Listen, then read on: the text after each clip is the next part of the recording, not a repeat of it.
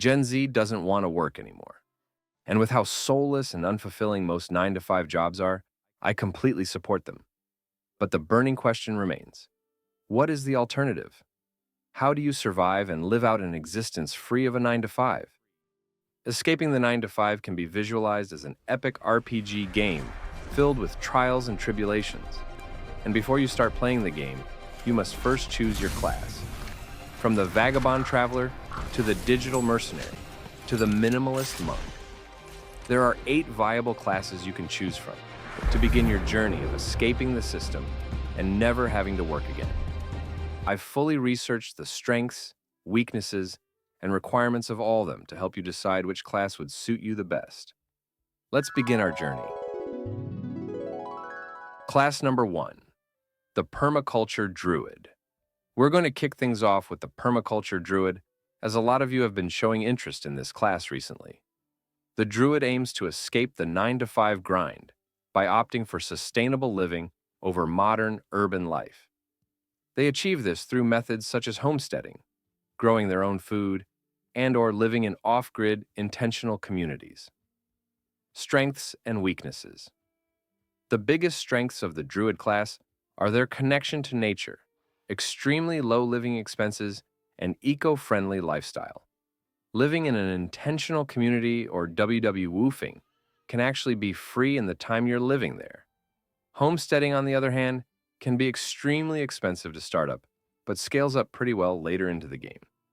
In a potential apocalyptic doomsday event, where the entire financial system collapses, something that's not inconceivable at this point, the Permaculture Druid is one of, if not the best class to survive such an event.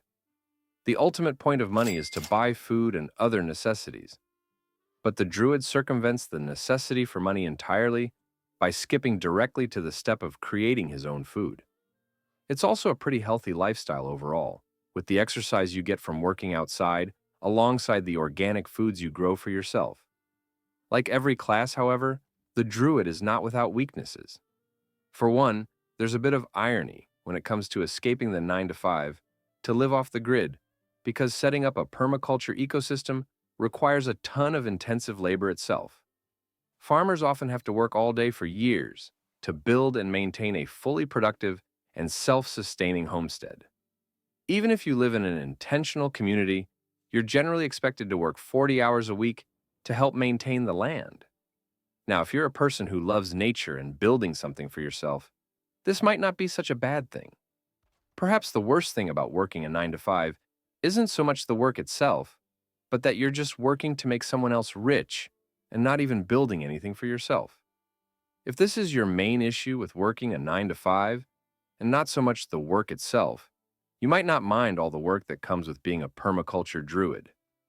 Finally, while the druid class is the best candidate when it comes to surviving a financial collapse, the same can't be said when it comes to natural disasters. Unexpected droughts, floods, or even just minor unexpected weather changes can be absolutely disastrous for the permaculture druid. Should you choose this class? So, do you want to pick the permaculture druid class? I'd recommend this class to those who feel a strong connection to nature and don't mind a lot of physical labor, so long as they can reap the benefits of it. It's also a good fit for those who are introverts and don't care much for social interaction or dating. Subclasses of the permaculture druid include homesteading, intentional communities, and rural off-grid living. Class number 2, the Vagabond Traveler. The Vagabond Traveler is a bold, daring, and adventurous class that aims to escape the 9-to-5 by traveling the world, teaming up with powerful companions, and constantly learning new skills, recipes, and hidden locations. Now, full disclaimer here, those of you who follow me know that the Vagabond Traveler is the class that I personally chose in my own journey of escaping the 9-to-5. So everything I'm about to tell you comes from over a decade of personal experience. This is the class I know the best. Strengths and weaknesses. In my opinion, the Vagabond Traveler has one of, if not the most interesting and exciting playthroughs of all the classes. Now, this can be a good or bad thing depending on your personal preferences. You will always be learning new things, meeting new people who could lead to a business opportunity, a valuable friendship, or a potential mate and lover. You will discover amazing hidden gems, delicious secret recipes, and learn invaluable cultural life lessons. That is just the nature of this exciting and unpredictable playstyle. But at the same time, the exciting and unpredictable nature of this playstyle also leads to its many weaknesses as well. The constant travels, airports, living in a different hostel every week can lead to insane physical and mental exhaustion. You must have a high stamina rating to even consider this playstyle, and as many amazing, useful companions you'll meet along the way. You'll encounter just as many dangerous foes and enemies. Sneaky pickpockets who try to take your wallet or passport. Outsiders from foreign lands who misunderstand you due to cultural differences. And the good old-fashioned haters who just don't like you for no real reason at all. The biggest weakness of this class, however, is the fact that it's the only one where you don't have your own home base. I'm talking about a permanent living arrangement, where you can properly rest and recover your HP bar. So, as you can see, the exciting and adventurous style of this playthrough certainly doesn't come without its hefty drawbacks as well. Should you choose this class? Do you want to choose the Vagabond Traveler class? Are you adventurous, fearless, and spontaneous? Do you enjoy meeting new people and seeing new places? Can you handle the many challenges we discussed? Also, do you have or are willing to invest points in your social skills attribute? You will have to talk to as many people and make as many connections as you can to survive as a vagabond traveler.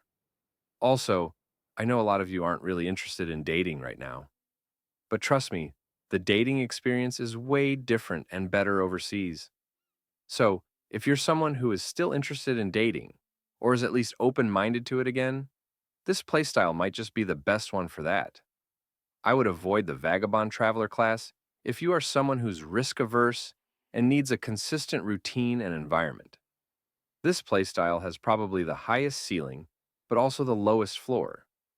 You could end up as an absolute giga-chad cool uncle who speaks many languages and has endless cool stories to tell.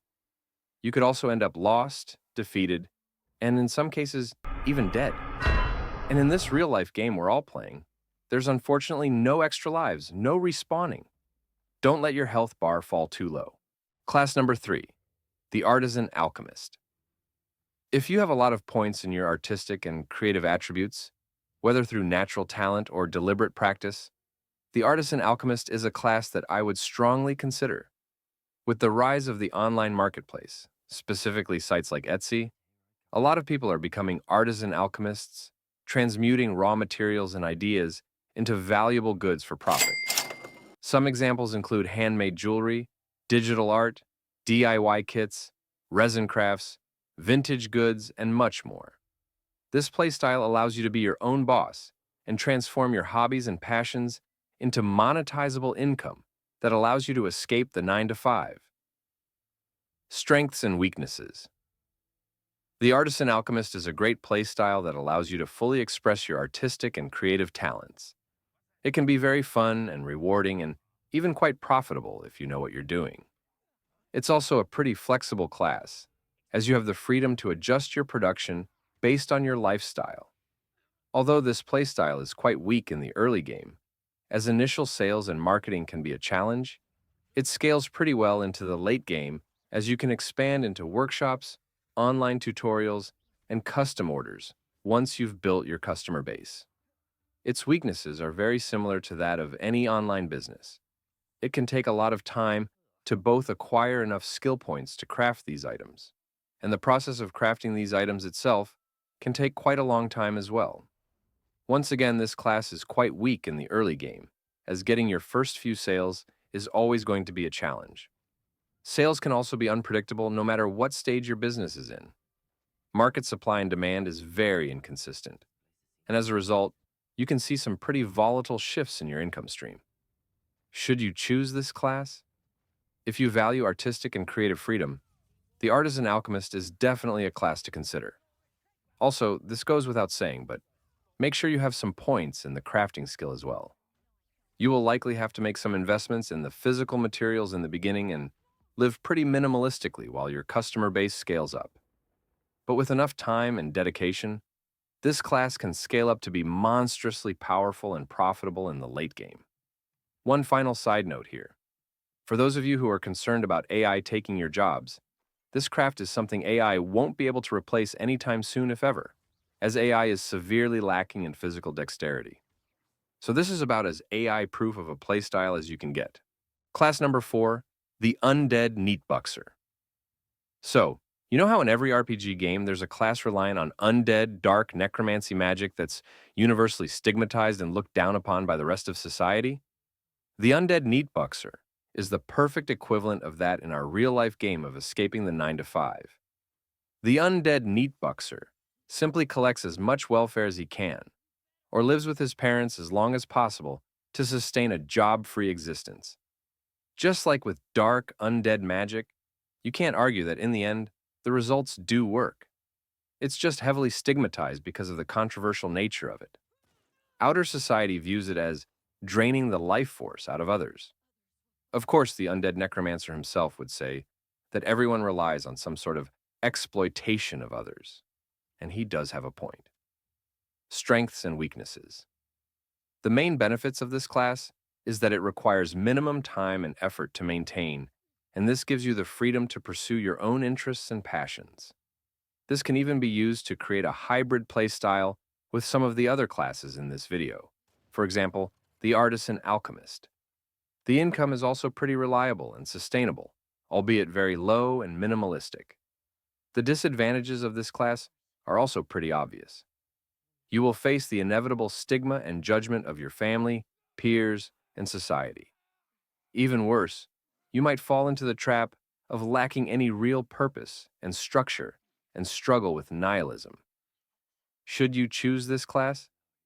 Now, the main determining factor of whether this playstyle is even available to you or not is whether you are actually eligible for welfare, and how much. This can vary greatly depending on your own personal circumstances and which country you live in. For now, let's assume for the sake of argument that you could find a way to be eligible one way or another. I would say personally that if this class is available to you, definitely use it as assistance if nothing else. This world and economy sucks too hard to not use it. And let's face it, rich people are on welfare of far more epic proportions, and no one has a problem with it. But try to combine this playstyle with one of the others in this video, so you can have goals and a purpose, and eventually even build some savings. Class number 5, the Virtual Merchant. If you consider yourself a gamer, you're going to want to listen up as this class is perfect for you. There are ways to make a decent real income stream from earning virtual currency in various online games. This is a legitimate way to make money playing video games without needing to have the exceptional one-in-a-million talents of being a pro gamer or streamer. Games such as old-school RuneScape, World of Warcraft, and Diablo 4 all have vibrant, thriving in-game economies. And once you learn how to farm gold and items efficiently enough, you can make several hundred to even several thousand per month playing these games. Strengths and weaknesses.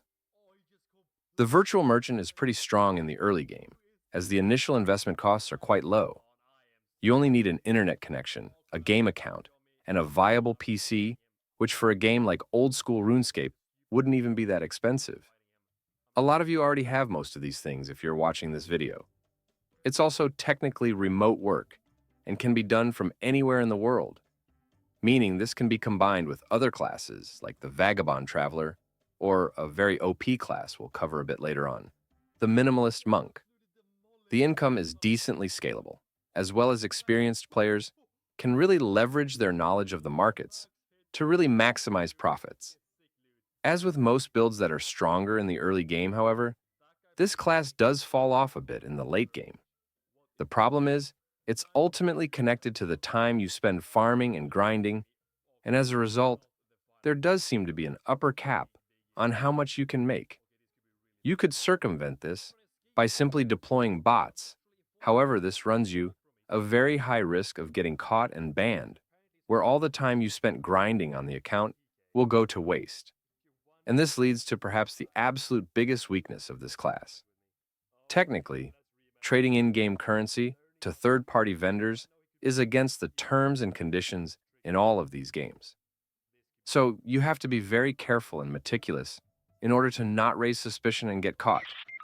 Being one notification away from having your whole income and livelihood removed is definitely very stressful, so be sure you're ready to handle that mental challenge before you decide to choose the virtual merchant class. Class number 6, the Digital Mercenary. I'm not going to spend too much time on this class, as it's already pretty well known at this point. The real-life name for the Digital Mercenary is simply online freelance gig workers. Rather than being tied down and committed to any one company, they make a living through tracking down and accepting gigs from a wide variety of employers. Now, there is one thing I do want to emphasize when it comes to this class, and that is that this class isn't just limited to tech and programmers. There are simpler online gigs that anyone can do as well, from captions to stock photos to video editing. Of course, they don't pay as well, but the barrier to entry is much lower as well. Strengths and weaknesses. The Digital Mercenary is probably the strongest class in this video, with one major caveat. The income potential is theoretically limitless. You can set your own hours, work from wherever you want in the world, and even set your own rates. The major caveat in all of this, however, is you have to be able to pull it off in the first place, which is getting increasingly difficult, as the online remote workspace has gotten super competitive and oversaturated in recent years.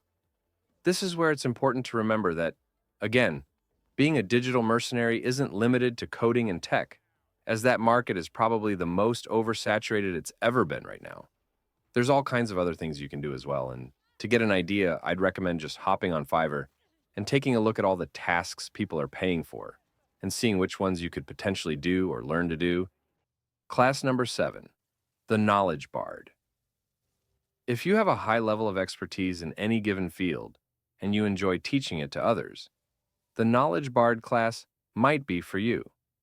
This class looks to escape the 9 to 5 by mastering a specific skill or niche, then teaching it to others in the form of online courses, tutoring, or even webinars. Now, most of you are probably wondering if you even have a skill you've mastered and can teach others. But if you're watching this video, you have at least one. This is because if you're watching this video, you're likely either a native English speaker or have a very good command of the English language. This is enough to find work as an online English tutor, where you can make around a decent $20 an hour. Of course, this is just the tip of the iceberg, as if you build a solid following and customer base, you can further monetize your knowledge through courses, webinars, or even starting a social media. And of course, in today's day and age, there's an endless array of subjects you can teach. So don't limit yourself mentally. By the way, the Knowlege Bard happened to be my own secondary class. I tutored English online to help fund my Vagabond Traveler playstyle. Strengths and weaknesses. The strengths and weaknesses of the Knowlege Bard are actually pretty subjective and relative to your own preferences and personality as a human being. For example, some people enjoy teaching others and having a human connection element to their work. Others don't and would rather prefer to just work with code or documents, and that's fine too. But if you choose this class, be ready to be patient, as you'll be spending a lot of time interacting with many students. In the early game, before you scale up to making courses or webinars, you'll be interacting with students one-on-one for an hourly rate, and this can get somewhat exhausting once you've done it all day. That being said, this class can scale up quite well into the late game, but you'll still have to be spending a lot of time creating courses and content. As someone who used the Knowlege Bard as a secondary class in my own playthrough, I would say that you should only pick this class if you legitimately enjoy teaching and connecting with people. I personally do, as you can see. Even now, I'm writing these educational guides for you all on how to escape the 9 to 5. Class number 8, the Minimalist Monk. Okay, we're going to end things with a bang, as the last class of this video is perhaps the most fundamentally OP, versatile, and broken class of them all. This class is none other than the Minimalist Monk. Minimalist monks escape the 9 to 5 by minimizing or eliminating their living expenses to the absolute extreme.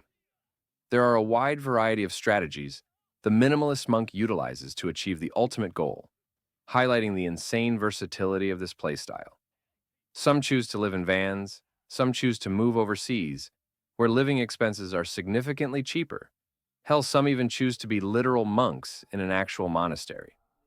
In fact, I would go as far as to say that everyone in every other class has to learn at least some basic fundamental skills of the Minimalist Monk to survive the early parts of their playthrough. No matter what class you choose, you're likely going to have to learn to live very minimalistically, at least in the beginning before your income stream scales up. This is simply the price you pay if you want to escape the 9 to 5. The good news is that for a single guy, you really don't need that much money to be happy and enjoy life in the first place. A decent roof over your head and food to eat is pretty much all you need, along with maybe a one-time purchase of a gaming computer and a few games. Most stuff we would spend money on, things like fancy clothes or a nice car, for example, are only spent when we're trying to impress women or society, if we're being honest. But if you're aiming to check out of society and escape the 9 to 5, you don't need or care about any of that anyways. Strengths and weaknesses.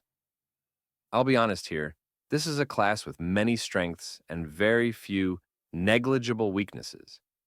The first and biggest strength of the Minimalist Monk is that the nature of this playstyle makes you extremely mentally resilient and self-sufficient psychologically speaking. You will become extremely mindful and present. You'll learn to detach yourself from materialism, societal expectations, and a lot of pressures from modern-day life that are largely responsible for our current mental health crisis. The mental benefits of this playstyle are absolutely incredible, and something that I think would benefit a lot of you out there watching this video right now. Ironically, though this playstyle is about reducing dependency on money, it's actually extremely beneficial for you financially because you will really learn how to save money while you live minimalistically. So, if you were to combine this with any other class, it would allow you to save up and invest more whenever you finally build a decent, consistent stream of income. The only real weaknesses of the Minimalist Monk are that it's not for everyone. And if you're someone who has expensive hobbies or wants to live a somewhat lavish lifestyle, then this isn't for you. It also really only works if you're single, as this lifestyle would be really hard to pull off if you have a girlfriend, wife, or kids.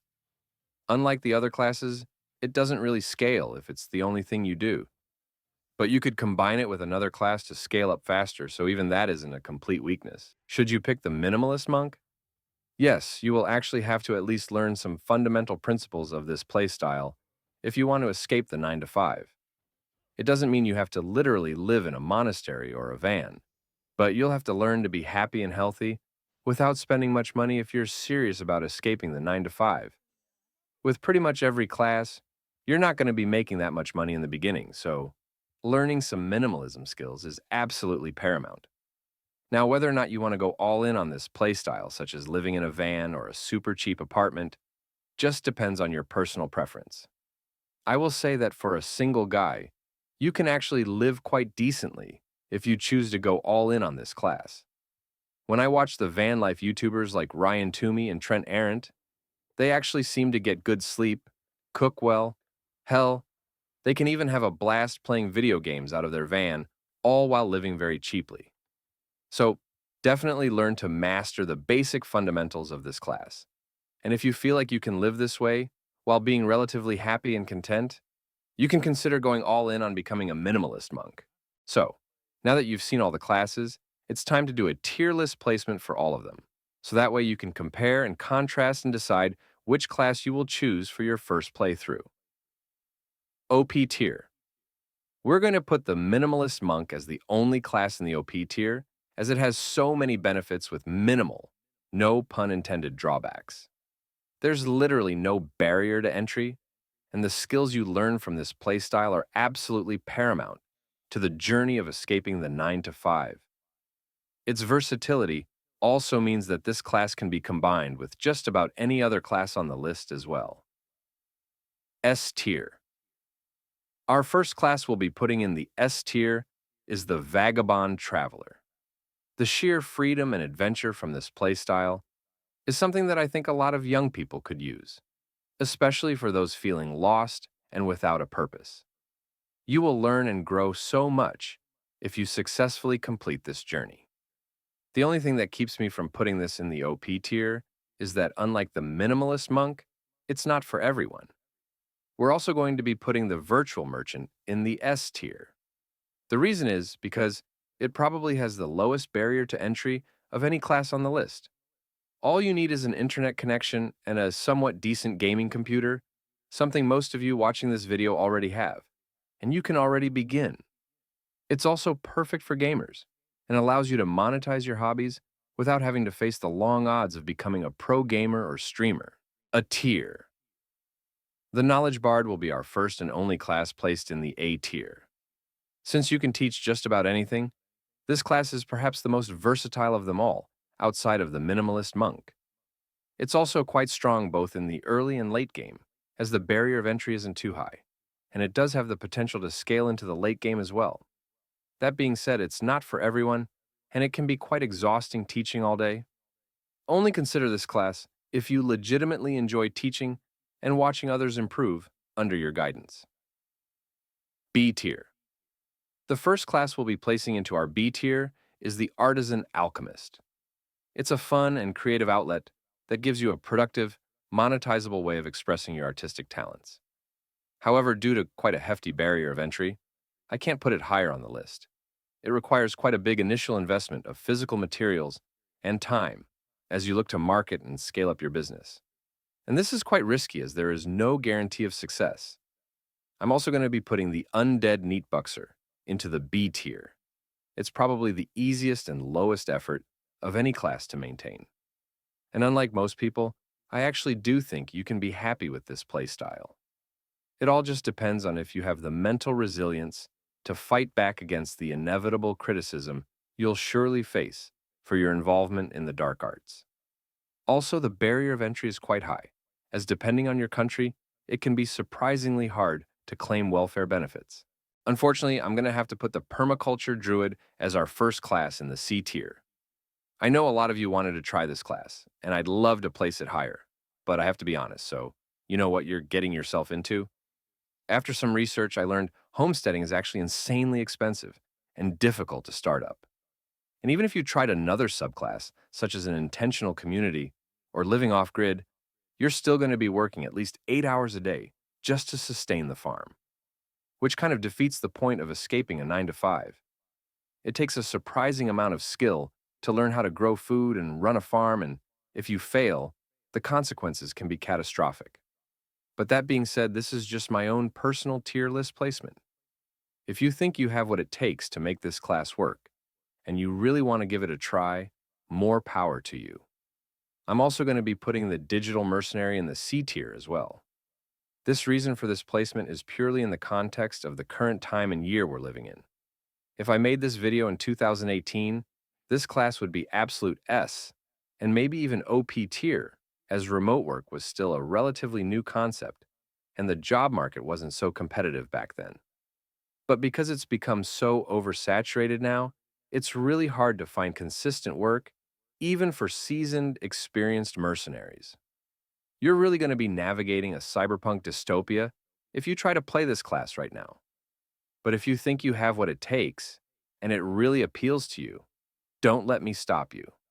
There will always be people who beat the odds if their skills are unique and good enough. And just like that, that wraps up our tier list placement video. What do you guys think? Which class will you choose for your first playthrough? By the way, if you enjoyed this video, I got a special treat for you. We have 2 other tier list videos that I think you'll like as well. One about ways to check out of society, and the other about ways to achieve financial freedom. I'll see you there.